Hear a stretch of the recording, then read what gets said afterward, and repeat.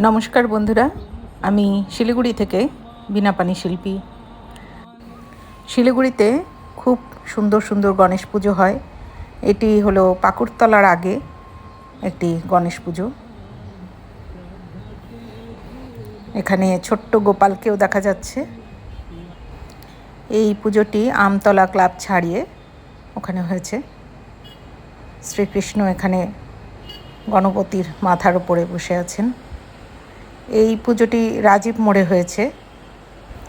পুজো উপলক্ষে খুব সুন্দর আলোকসজ্জাও করেছেন ওনারা। দিনে দিনে শিলিগুড়িতে গণেশ পুজোর সংখ্যা ক্রমশই বৃদ্ধি পাচ্ছে। এটি একটি বাড়ির পুজো। এটি সংহতি মোড় যাওয়ার পথে একটি বাড়ির পুজো। নমস্কার বন্ধুরা, আমি শিলিগুড়ি থেকে বীণা পানি শিল্পী। এটি রয়্যাল মোড় গণেশ পূজা কমিটির পুজো। খুব সুন্দর আলোকসজ্জা, খুব সুন্দর প্যান্ডেল। ওনাদের প্যান্ডেলের যে থিম সেটা হলো ভারতীয় টাকা দিয়ে মণ্ডপসজ্জা। প্রচুর দর্শনার্থী এসেছেন এই প্যান্ডেলটি দেখার জন্য।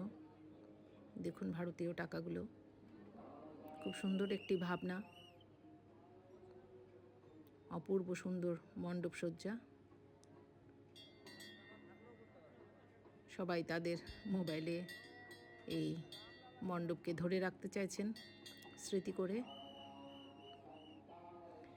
এই মণ্ডপের যে প্রতিমা, গণেশ প্রতিমা, অযোধ্যার রামলালার মূর্তির আদলে বানানো হয়েছে।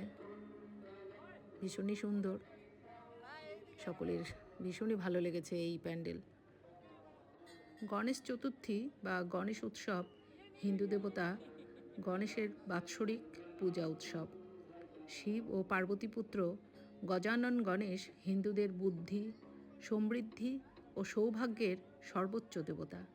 হিন্দুরা বিশ্বাস করেন এই দিন গণেশ তার ভক্তদের মনোবাঞ্ছা পূর্ণ করতে মর্তে অবতীর্ণ হন। সংস্কৃত, কন্নড়, তামিল ও তেলুগু ভাষায় এই উৎসব বিনায়ক চতুর্থী বা বিনায়ক চবিথি নামেও পরিচিত। আজ এ পর্যন্তই বন্ধুরা। আপনারা সবাই খুব ভালো থাকুন, সুস্থ থাকুন এবং অবশ্যই বীণা পানি শিল্পীর সঙ্গে থাকুন। নমস্কার বন্ধুরা, আমি শিলিগুড়ি থেকে বীণা পানি শিল্পী। এটি সংহতি মোড় গণেশ পূজা কমিটির পুজো। এই বছর তাদের গণেশ পুজোর থিম হলো সহজ পাঠ। সহজ পাঠ রবীন্দ্রনাথ ঠাকুরের লেখা একটি বাংলা ভাষা শেখার বই। এর দুটি সংস্করণে এই বইটি বাংলার ভাষা ও সাহিত্যের মৌলিক বিষয়গুলি বর্ণনা করে। প্রথম সংস্করণ বাংলা বর্ণমালার প্রাথমিক ধারণা, তাদের কাঠামো, উচ্চারণ শেখায়। আর দ্বিতীয় সংস্করণ একটি বাক্য, অনুচ্ছেদের মধ্যে শব্দ ব্যবহার এবং ছড়ার গঠন শেখায়। বিখ্যাত ভারতীয় শিল্পী নন্দলাল বসু দ্বারা চিত্রিত এই বই দুটি বাংলা ভাষা শেখার অগ্রদূত। এই মণ্ডপ দেখতে প্রচুর দর্শনার্থী এসেছেন। পুরোহিত মহাশয় হাসি মুখে সকলকে প্রসাদ বিতরণ করছেন। গণেশ ঠাকুরের অপূর্ব সব মূর্তি, অপূর্ব সুন্দর একটি প্যান্ডেল ওনারা উপহার দিয়েছেন এই শহরবাসীকে। সহজ পাঠ প্রথম ও দ্বিতীয় ভাগ প্রথম প্রকাশিত হয় শান্তিনিকেতনে 1307 বঙ্গাব্দের বৈশাখ মাসে।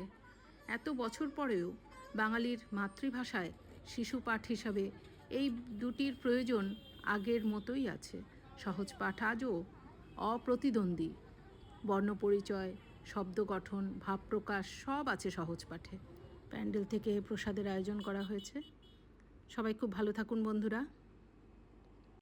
নমস্কার বন্ধুরা, আমি শিলিগুড়ি থেকে বীণা পানি শিল্পী। গণেশ চতুর্থী চলছে। এটি বিধান মার্কেট অটো স্ট্যান্ডের ব্যবসায়ী সমিতির পুজো। প্রত্যেক বছরই এনাদের পুজোয় বিশেষ চমক থাকে।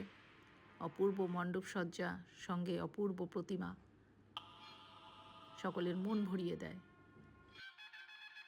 গণেশ উৎসব হিন্দু দেবতা গণেশের বাৎসরিক পূজা উৎসব। শিব ও পার্বতী পুত্র গজানন গণেশ হিন্দুদের বুদ্ধি, সমৃদ্ধি ও সৌভাগ্যের সর্বোচ্চ দেবতা। হিন্দুরা বিশ্বাস করেন এই দিন গণেশ তার ভক্তদের মনোবাঞ্ছা পূর্ণ করতে মর্তে অবতীর্ণ হন। সংস্কৃত, কন্নড়, তামিল ও তেলুগু ভাষায় এই উৎসব বিনায়ক চতুর্থী বা বিনায়ক চবিথি নামেও পরিচিত। প্যান্ডেল থেকে মহাপ্রসাদের ব্যবস্থা ছিল, আমরাও প্রসাদ নিয়েছি। সকলে খুব সুন্দরভাবে পুজো উপভোগ করুন। নমস্কার বন্ধুরা, আমি শিলিগুড়ি থেকে বীণাপাণি শিল্পী। এটি জ্যোতিনগরের বিদ্যাসাগর সংঘ ময়দানের গণেশ পুজোর প্যান্ডেল। দেখুন, খুব সুন্দর আলোকসজ্জা, অপূর্ব আলোকসজ্জা।